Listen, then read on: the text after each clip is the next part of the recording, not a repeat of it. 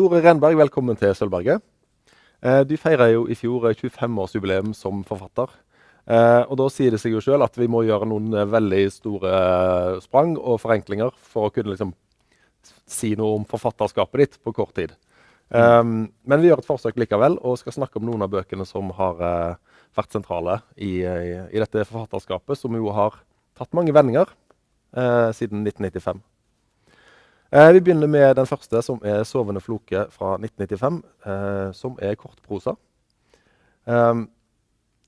Forlaget omtaler dette som en bok som beskriver en flyktig mentalitet, en nervøst granskende bevissthet, en tanke på vandring. Hvordan ser du på denne boka i dag, ganske mange år senere? Jeg må bare si, du vet, når dere sier sånn, journalister sier sånn, forlaget omtaler sånn, må bare vite en ting at veldig ofte så er det forfatteren som har skrevet det. Er det sant? Ja, det er helt sant. I dette tilfellet var det Geir Gulliksen, min redaktør den gang, så det var ikke meg altså. Nei, hvordan jeg ser tilbake på boka?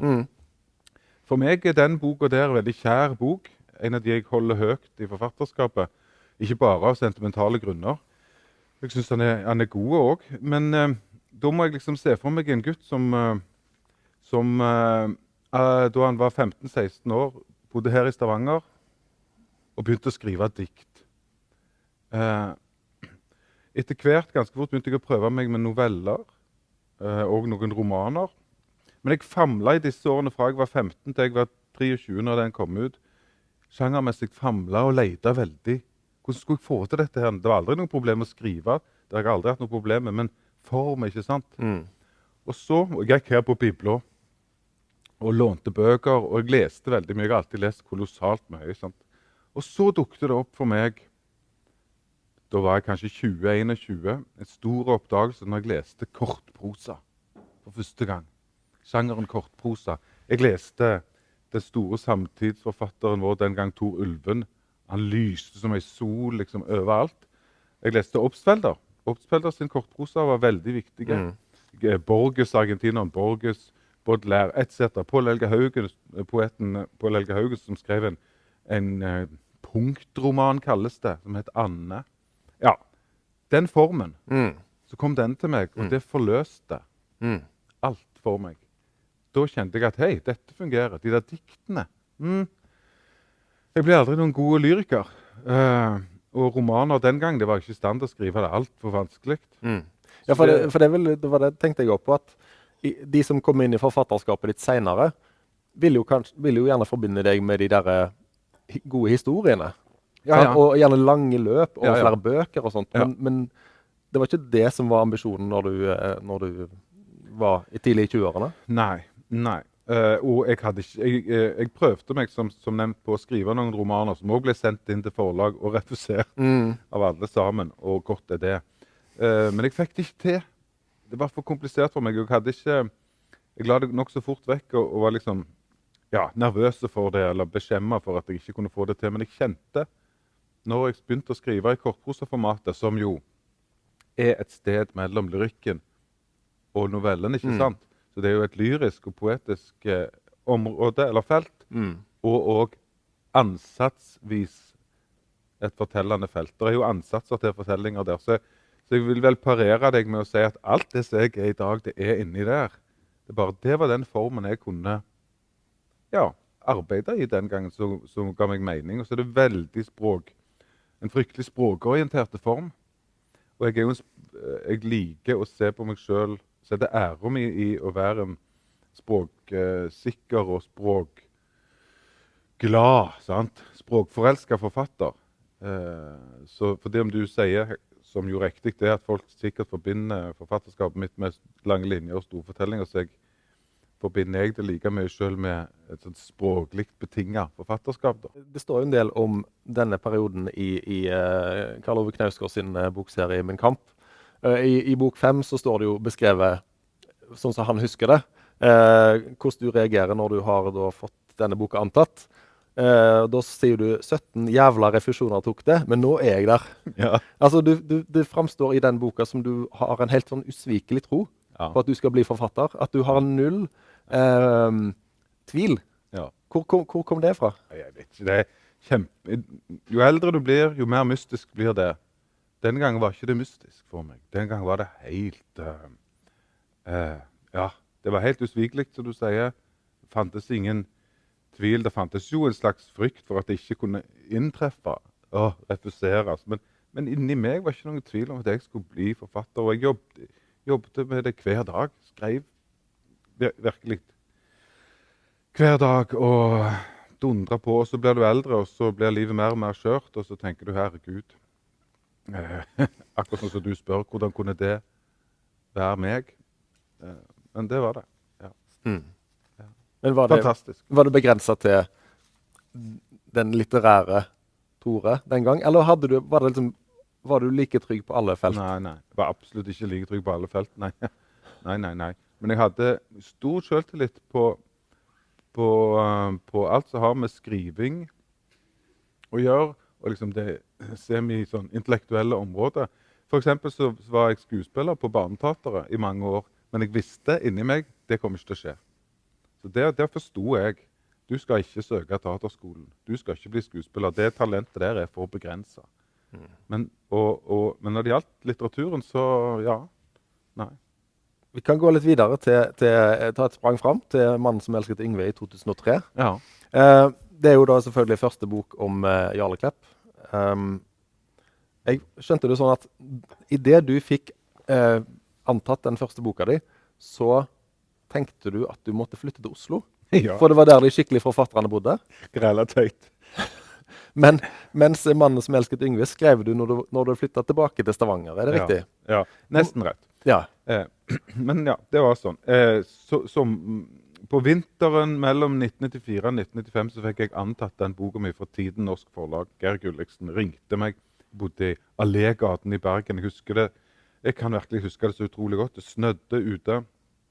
Det var mørkt, det var kveld. Telefonen ringte, god dag, det er fra Geir Gulliksen fra Tiden Norsk Forlag, og jeg steg i stolen og begynte å gå rundt omkring på gulvet der. Ja, nå har vi lest manuskriptet ditt. Ja, og dette skal bli bok, og ja. Da må jeg flytte til Oslo. Ja, hvorfor Sånn det? var det. Hvorfor det? Nei.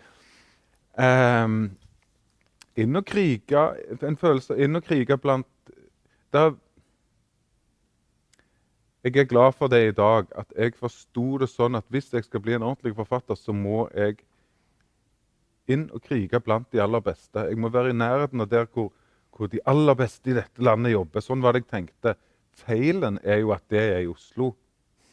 Det er det som er feilen med dette.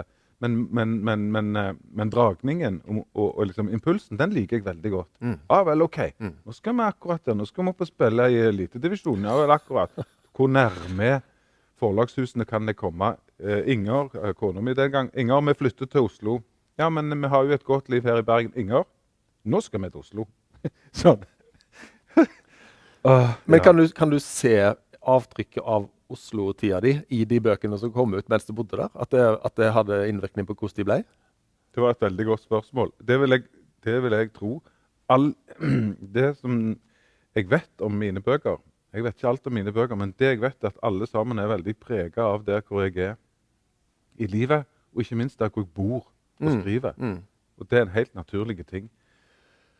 Så de er nok det, om ikke annet ved at det er et fravær der av det som kommer så fryktelig tydelig i 2003, når Mannen som elsket Yngve blir utgitt. Det er liksom et fravær av det. Så det vil jeg tro, uten at jeg har grublet for mye på dette, så er det et avtrykk av det, og i hvert fall et avtrykk av miljøet jeg gikk i. Det er helt sikkert. Jeg var med i redaksjonen i Vagant på den tiden der, med masse lysende hover rundt meg, Henning Hagerup og Saki for en galen gjeng, ikke sant? Helt vilt opptatt av litteratur, de lærte meg veldig mye, og de skapte også mye rundt seg i samtiden den gang som var viktig i litteraturen, som jeg kunne brytes med og mot, sant? Så alt det der er nok der inne. Ja. For jeg leste en oppdatering du skrev på Facebook i anledning 10-årsjubileet for Yngve-boka, at i 2001 så flyttet du fra Oslo til Stavanger, og du hadde en ting i sekken din, det var forandring. Ja. Så skrev du jeg skulle skrive ordentlige romaner, jeg skulle bli en skikkelig forfatter. Ja. Og det sier du altså når du har skrevet mange bøker allerede. Ja. Hva var det du la i det at du skulle bli en skikkelig forfatter med det du skulle skrive når du kom tilbake til Stavanger? Ja, du. Jeg gikk Dette må forstås på rette måte. Men jeg gikk i de årene og følte at det var noe, altså de årene da mener jeg før Mannen som elsket Yngve, at det var noe som ikke var riktig, som handler om hva bøker er det den forfatteren gir ut, og hvem er det han er. De føltes noe av meg selv, noe konstruerte, noe litt grann tilgjorte, noe litt grann litterært kokette. Noen av de er gode, den beste av de er sovende floke, og de er talentfulle. Liksom. Men jeg følte av og til et sprik eller en differanse mellom bøkene og meg, og jeg syntes ikke at jeg hadde fått til en ordentlig roman. Jeg har gjort forsøk på det, spesielt den som heter Renselse er et veldig interessant forsøk på det. Så det var en sånn følelse av at nå skal huset skal vaskes fullstendig ut, og nå skal vi begynne på ny. Det var mye som skjedde i livet mitt den gangen da vi flyttet hjem til Stavanger. Det folk ikke vet, at jeg var veldig syk den gangen. Jeg hadde noen svære problemer med magen min, og jeg var nede i 54 kilo på et tidspunkt og hadde en tunge spiseforstyrrelse gående. Og pappaen min hadde dødd, og det var masse fælt som skjedde. Så det var masse sånne ting rundt det. Forandring. Jeg ville ha forandring på alle vis. Nå skulle det ordnes opp her. Så flyttet jeg hjem til Stavanger og ble nyforelsket i den byen jeg hadde forlatt omtrent 10 år før. Liksom sånn, Stavanger, jeg kommer aldri tilbake. Snakkes ikke. Og så går det 10 år, så er det sånn Stavanger. Meg og deg. Ja. Men det var veldig god kraft i det. Ja. Litterær kraft i det.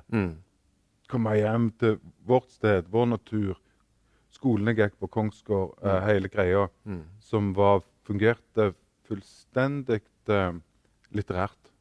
Livet mitt den gang var fryktelig vanskelig. Så litterært, helt topp. Det er jo en veldig overskuddspreget stemning, tekst, tenker jeg, Mannen som elsket Yngve. Ja. I hvor stor grad gjenspeiler tonen i bøkene dine hvordan det er å skrive dem? Altså, er det like kjekt å skrive ting som leses som veldig oppløftende? Det er et godt spørsmål. Det er et veldig godt spørsmål. Ja. Jeg tror det at jeg kan si at akkurat det som du peker på der, det kommer fra et sånt overskuddspreget sted. Og det som du snakker om her, som er veldig tydelig til Mannen som elsket Yngve, kraften og overskuddet, det kan jeg se i noen av bøkene mine. I Texas-serien er det en god del av det. Og når jeg liksom klarer å få tag i det litt sånn speeda nivået der, så har jeg det litt sånn selv. Og jeg har talent for å komme ganske høyt opp, litt for høyt av og til. Og det kan være veldig litterært produktivt. Og det begynte jeg å bruke aktivt fra og med Mannen som elsket Yngve. Jeg tror ikke jeg var klar over det, eller visste om det før det. Jeg kjenner ikke meg selv spesielt godt, og gjorde i hvert fall ikke det den gangen. Så sånne folk som Helge Ombo og den gangen i det, liksom, det kommer nok derfra, ja. Hva gjør det for å liksom sette deg selv i det leiet at du kan skrive Texas-historiene og Helge Ombo sine replikker og alt det der? Jeg gjør ikke noe spesielt. Jeg bare slipper Tore Renberg løs. Det er livsfarlig. I livet bør man være veldig, veldig skeptisk til det. Men i litteraturen er det topp. Jeg har ikke vært hos psykologen ennå. Jeg har ikke fått noen beskrivelse av dette, men jeg er klar over at det kan gå fort inni meg. Veldig, veldig fort. Og at kanskje uten litteraturen ville jeg hatt store problemer. Ja. Men du klarer jo å kanalisere det inn da, i det du skriver? Ja, det har blitt en metode, en måte. Ja. Og så da er det jo, vi snakket litt om språk i starten, og jeg betrakter liksom forfatterskapet mitt som som jeg tror jeg sa, språklig betinget. Språklige reiser. Så de er jo språklige konstruksjoner og Helge Hombo, som er den første av disse i dette forfatterskapet, hvor jeg ser at det der skapes en karakter via den språklige utforskningen og språklige kraften og gleden og språklige eksperimentet, om du vil. Åpne opp døra for Helge, lukke opp døra og be han komme inn, så trenger ikke jeg gjøre noe annet enn å bare la han liksom bare fyre løs. Ja. Ja. Han kunne aldri vært hovedperson i en bok, for det hadde blitt helt utrolig slitsomt. Dette er helt oppriktig. For meg var det en stor overraskelse, selvfølgelig gledelig, at mannen som Esket Yngve skulle bli så altomfattende og bli så forferdelig stort. Jeg og forlaget hadde kanskje håpet at nå er det en sånn kultroman på gang her. Kanskje vi så det på forhånd. Alle så det at nå hadde jeg skrevet liksom anstendige bok, men så du må bare peke på sånne ting som gjenkjennelighet og rett forfatter på rett sted og rett tid, og relativt godt gjennomført. Og så tror jeg personlig at karakterene er sterke. Jeg tror det er sånn jeg betrakter meg selv som forfatter, at det liksom er trumfkortet mitt. Hvis jeg har noe, så er det karaktersterkt forfatterskap med karakterer det er av en eller annen grunn for leserne lett å bli glad i, fordi om de er liksom stappfulle av flekker og feil. Og er glad i de selv, og det er jo den første testen forfatteren, liksom, i hvert fall jeg da, utfører når jeg skriver er sånn, ok, men liker jeg dette selv det jeg holder på med nå? Kan jeg like denne teksten? Det er den første. Hvis det skal være minste mulig sjanse for at du eller noen andre skal like dette, så må jeg like det. Jeg husker jeg kjente det veldig sterkt, at den gjengen der, henger med den der gjengen i Mann som Esket Yngve. Når du lukker boka, så har du lyst til å være med de. Det kan jeg kjenne fortsatt. Det er ikke min beste bok sånn litterært. Ja. Men det er jo en helt uslåelig kraft i den, som jeg også kan misunne den dag i dag da. Altså, mange har jo et sterkt forhold til disse bøkene. Ja. Betyr det noe for deg når du på en måte vurderer om du skal skrive flere bøker om Jarle? Eller har du lettere for å liksom kvitte deg med romanfigurer enn leserne har? Ja, det har jeg nok.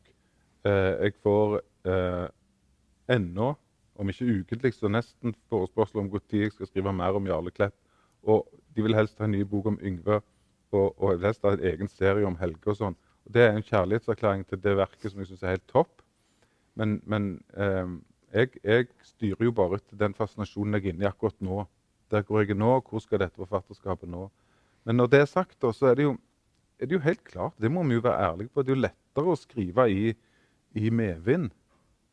Det er lettere for en forfatter å operere når det går godt. Det var mye lettere å operere etter Mann som Esket Yngve og Kompani Orheim og til dels Charlotte Isabel Hansen enn etter bok 4, Pixel i Mapogo, som nesten ingen likte.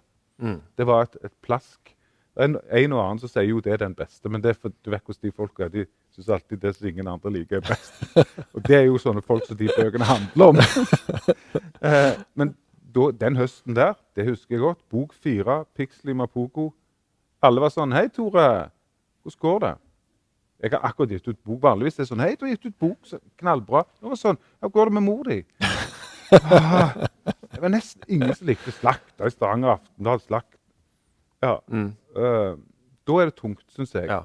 Så jeg skal være ærlig på det, at jeg synes det er et minstemål av liksom medvind, eller medvind, minstemål av noe litt grann applaus her og der, må du ha, for det, hvis ikke så blir det så vanskelig å gå på jobb, og herregud, hvem er det ikke sånn for? Når du hadde skrevet første bok, Jarle Klepp-bok, hadde du da flere bøker i tankene? Nei.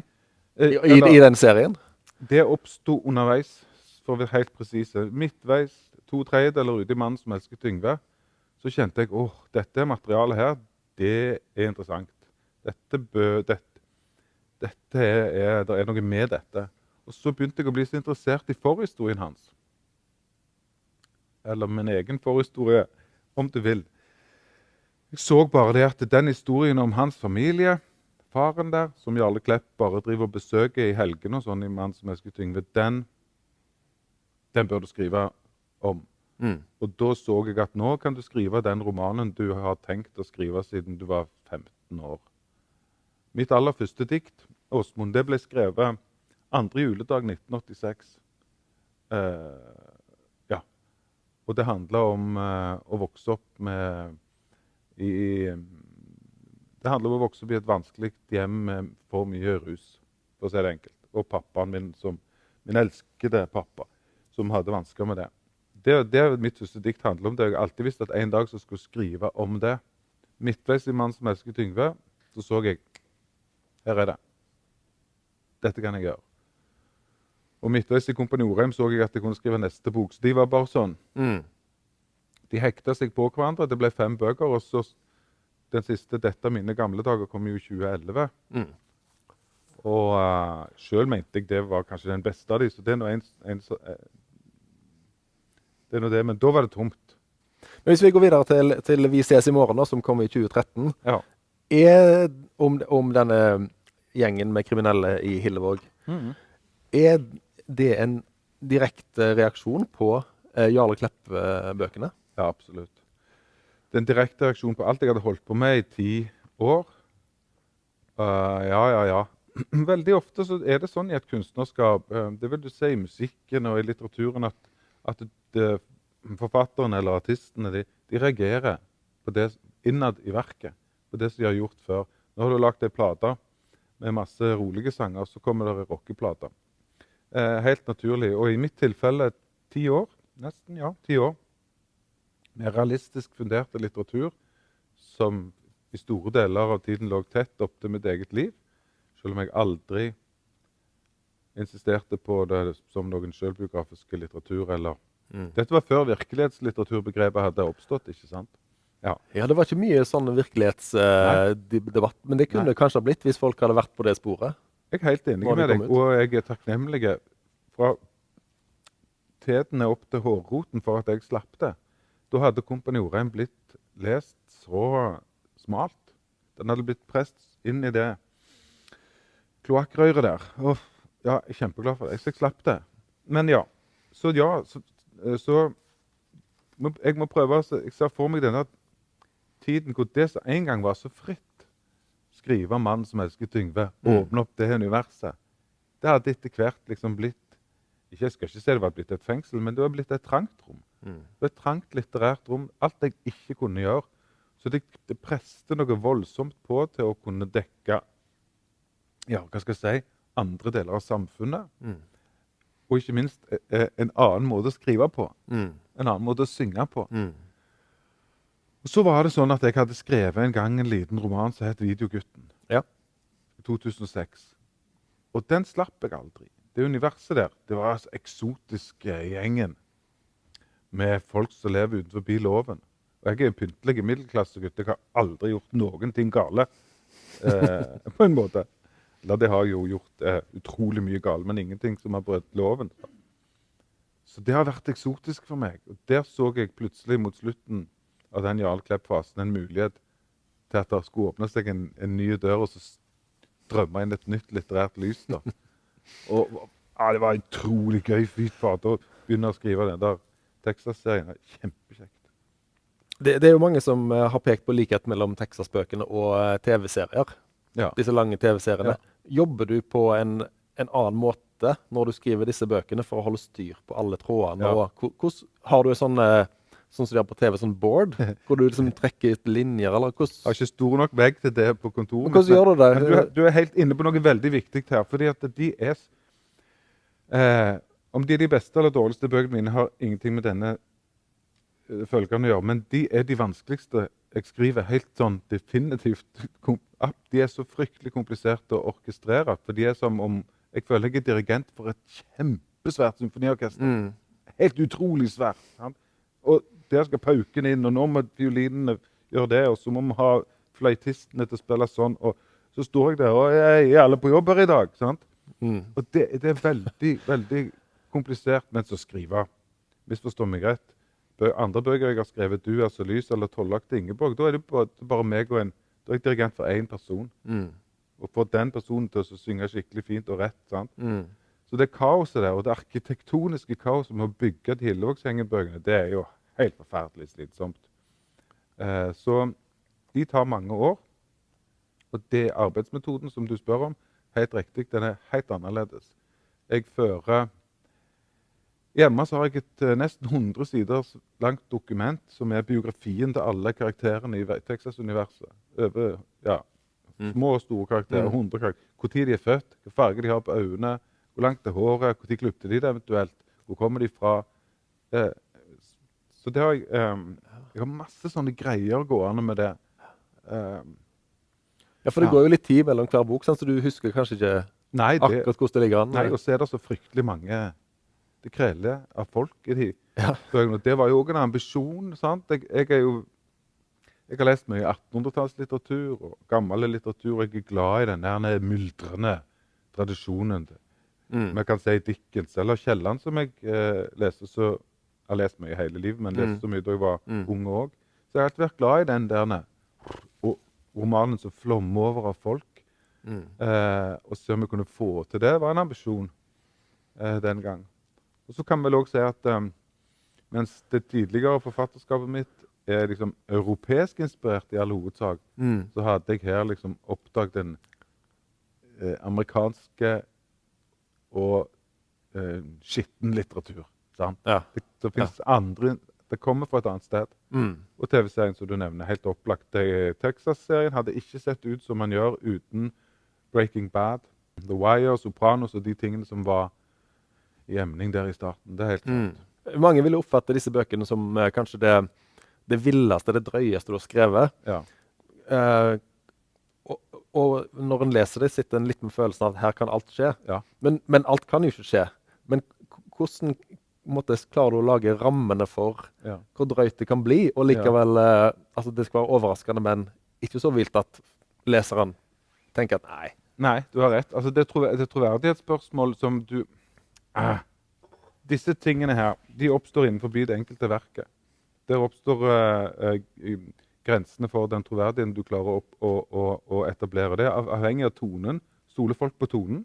Ja, stoler de på tonen, ja, da kan du få igjennom helt utrolig mye. De må stole på maskineriet, sant? Det må ikke føles for lite logisk, sånn. Men stole på tonen og stole på karakterene, så kan du dra av gårde helt ekstreme ting innenfor et univers, hvis det er det du vil. Og det er det jeg vil i Texas-bøkene. Det er jo en ambisjon for meg at de skal være liksom helt usensurerte. Altså en usensurerte virkelighet som ligner på vår, men her snakker vi jo om en sånn overdreven realisme, en hyperbolsk realisme, mens de Jarle Klepp-bøkene var jo, de hadde nesten en sånn dokumentarisk ambisjon fra min side. De skulle føles og oppleves helt sånn superautentiske i en virkelig forstand, mens Hillevågsgjengen, de skal oppleves helt like superautentiske, men på en mer overført eller emosjonell forstand. Hvis du ser forskjellen der, ikke sant? Og det tror jeg de gjør. Det er som et verk jeg er ekstremt stolt av, det er de der Texas-bøkene, fordi jeg synes jeg har fått til noe komplisert. Og så er jeg også klar over at de har sin grense da, hos publikum. Jeg har ganske mange lesere som kommer til meg og sier, ja, ok, de bøkene der, de styrer jeg unna Renberg, ikke sant? Det blir for mye for meg. Ja, ok. For det er for langt ifra det de forbinder med deg, eller? Ja, altså det er jo det, altså, og det aksepterer jeg fullstendig. Bannskapen og vildskapen, det er en del lesere som sier at den sjokoladen er for mørke for meg. Ja. Sant? Det er så mye sitron liker ikke jeg. Mens andre sier sånn, åh, Renberg! Så det aksepterer, altså, det er helt flott for meg. Jeg er fullstendig klar over det, og jeg liker at det er sånn. I 2019 så kåret Sølvberget og Kielland-senteret og Aftenbladet Tidenes Rogalandsbok. Ja. Og du ble nominert for Kompani Orheim. Men når dere nålevende nominerte satt her og ble intervjuet, så spurte Jan Sahl om det var den beste boka dere var nominert for. Altså deres egen beste bok. Og så tror jeg du sa, nei, den beste jeg har skrevet, det er Du er så lys. Ja. Hvorfor er du så fornøyd med den? Ja, jeg er helt enig med meg selv. Den gang, fortsatt. Jeg synes det var en ære at de tok frem Kompani Orheim, og det var flott og alt mulig sånt, men hvis du bare spør meg, så nei, Det er en helt utrolig personlig bok. Det vet kanskje ikke folk, men det er det. Mye mer personlig nesten enn Kompani Orheim og dette mine gamle dager. Og han er veldig viktig for meg på sånn emosjonelt nivå. Jeg syns bare selv at den er helt glimrende, rett og slett. Jeg synes han er... Jeg kommer ikke til å skrive noen bedre bøker enn det. Det er etter min oppfatning. Så det er bare det som er veldig kjært for meg, og så synes jeg det var så veldig vanskelig å få til, ikke på Texas-måten, altså konstruksjonen eller sånt, men emosjonelt og sånn. Jeg synes det var en svær bok å skrive for meg. Alt var annerledes med den. Han ble skrevet på nynorsk, ikke sant? Og jeg leverte manus helt ferdig, hele bok til forlaget uten at de visste at jeg skrev den. Det skjer aldri. Jeg involverer forlaget liksom tidlig. Da skal vi gjøre det sånn. Vil dere lese dette? Her bare la jeg på bordet en bok på nynorsk og sa vær så god. Og Hva var grunnen til det, at du ikke involverte dem? Føltes så skjørt innholdsmessig. Dette er en bok om store psykiske lidelser og problemer. Bok om veldig alvorlige ting. Jeg ville ikke at noen skulle røre med det. Jeg ville ikke at noen skulle få bry seg, liksom. Eller hva skal jeg si? Det er det ene. Og så det andre var jo det at han var skrevet på nynorsk. Som for meg var... Jeg hadde oppdaget på et tidspunkt at jeg kunne prøve meg på. Til min egen helt fantastiske overraskelse. Jeg har aldri skrevet nynorsk siden skoledagene. Jeg kom fra Stavanger som hater nynorsk. Alt var feil med det. Vil du prøve å ødelegge karrieren din, eller hva er det du prøver på nå? Ja. Og så gjorde jeg det. Satt jeg og frydet meg over det, og frydet meg over boka. Og så hadde jeg vært på et veldig tungt sted selv. Jeg har ikke lyst til å snakke så veldig mye om de tingene, men det er jo ikke sånn at jeg ikke vet noe om det som den boka handler om. Absolutt. Så når jeg sier at jeg kan flagre veldig høyt, så betyr det også at jeg kan ramle litt langt ned av og til. Og det hadde jeg gjort. Og ja, så syntes liksom, nei, jeg vet ikke, det er det lange svaret på det spørsmålet. Jeg syntes jeg var veldig ærlig, og jeg syntes at konstruksjonen og romanen og tonen, jeg tror jeg også skal si noe jeg aldri har sagt, og det som er så bra med Du har så lys for meg, det var at den er jo fortalt av en som ikke ligner på meg. Han Jørgen der. Jørgen, er ikke den? Jo, Jørgen, ja. Slakke type. Det går sent med... Alt med han er ikke meg. Det var også veldig herlig. Ja, men skal forfatteren sitte og skryte av sin egen bok, det er jo heller ikke riktig, men ja, jeg synes det er helt greit å si. Jeg er fornøyd med det. Men dette nynorske vrien, hvor tid kom den inn i den prosessen med den boka? Jeg begynte på den boka midt inne i Texas 3, Skada gods. Jeg hadde skrevet 150 sider av Skada gods, og så kom denne ideen, formmessige ideen, til hvordan du kunne skrive en bok om det som Du har så lys handler om. Så kjente jeg, oh shit, dette må jeg gjøre nå. Jeg må ta det nå. Jeg har lært meg det, at hvis jeg får sånne sterke ideer, så hvis jeg ikke tar dem, så er det ikke sånn at de står og venter på meg. De gjør de ikke. De forsvinner. Hvis ikke jeg sier, Holt, kom og stå her, tjusj, dekk.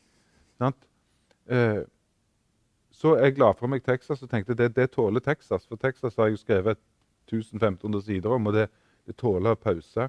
Så satte jeg meg ned for å skrive på bokmål, så klart. Og så skrev jeg 30-40 sider på denne nye ideen. Dette er 2014-2015. Og så var jeg fryktelig skuffet fordi det var ikke bra.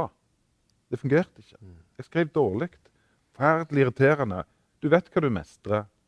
Du har en jobb, du vet hva du mestrer. Og så går du på jobb, og så ser du din dårligste. Altså, for en utrolig irriterende opplevelse. Og så da må du jo sjekke da, hva er det du gjør feil? Sant vel? Sånn. Fant ikke noe feil, og så våknet jeg opp en morgen, og så tenkte jeg, shit, herregud, kan jeg skrive det på nynorsk, liksom? Wow! Så veldig overraskende. Så sprang jeg til, mer eller mindre sprang til maskinen og begynte å skrive, og så var et vidunderlig øyeblikk i et liv. Altså, det er aldri til å glemme det. Nyforelsket, litt sånn som når jeg skrev Manns melketing. Vi begynner på noe nytt, og bare full flyt, og nyforelsket i språket, og Hvordan var nynorsken din etter liksom, mange års dvale? Nei, veldig rusta, sant? Mye problemer med endelsene. Ja. A og E, det er jo et helsike. Og så var det sånn, skal du finne ut av, skal det være dialektnært, eller skal det være eller skal det være et konstruert nynorsk? Altså, skal jeg skrive røynda, eller skal jeg komme meg unna det? For hva er røynda? Jeg vet ikke faen ikke hva det er. Det er vel en type kaffekopp. Sant? Så det, nei. Så jeg måtte finne en måte, og så måtte jeg, men sånn som jeg sier til ungene mine, men ikke bry deg om du har feil. Det kan vi jo rette opp i. Det er det letteste i verden. Skriv, liksom. Skriv. Så det brydde jeg meg ikke om. Men det var interessant å se da, selvfølgelig, fordi jeg har vært vekke fra det så veldig lenge. Men jeg elsker nynorsk, og i dag er tospråklige, i dag. Og den siste boka di er jo Trollag til Ingeborg. Og når jeg leste Du er så lys på ny igjen, så jeg liksom på siste 2 sidene der, så er det et slags sånn frampek til den Trollag. Er det det? Ja, for da har du faren til Jørgen. Han er jo en gammel sur fyr. Ja! Og han har en lang harang om ungdommene som sitter og ser på skjerm, og han er liksom sånn Trollag light, tenker jeg. Ja, du har rett. Hadde du liksom tenkt på Trollag-boka da, eller? Fantastisk bra sett. Jeg hadde glemt det. Du har jo helt rett. Han far til Jørgen, han sitter jo og gneldrer. Ja, du har helt rett. Han sitter oppe på rommet. Han er litt sky. Altså, skyter et fest hos familien, så sitter han oppe på gutterommet. Og så ser han ned på festen i hagen, og så tenker han, ja vel, herregud, akkurat. Vi får faen bare holde på, sant? Det er for mye folk. Ja. Dumme folk. Han sitter og leser Mikkjel Fønhus og ser bakover i tid. Det er jo helt klart.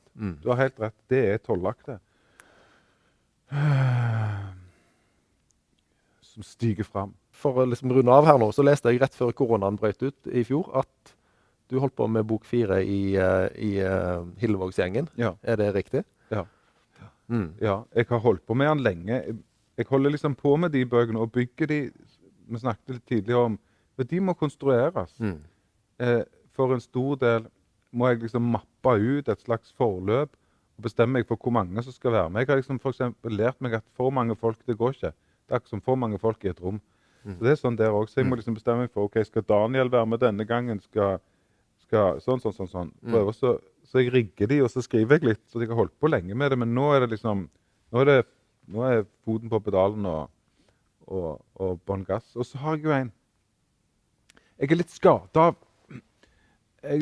av Jarle Klepp-serien, fordi at jeg er så skuffet med meg selv med det der Pixel i Mapogo, at den ikke ble så bra. Jeg er skadet og sur på meg selv, fordi at den serien har det der duppet. Skulle du blitt stanset av noen? Ja. Det er vanskelig å stanse meg, det er det ene.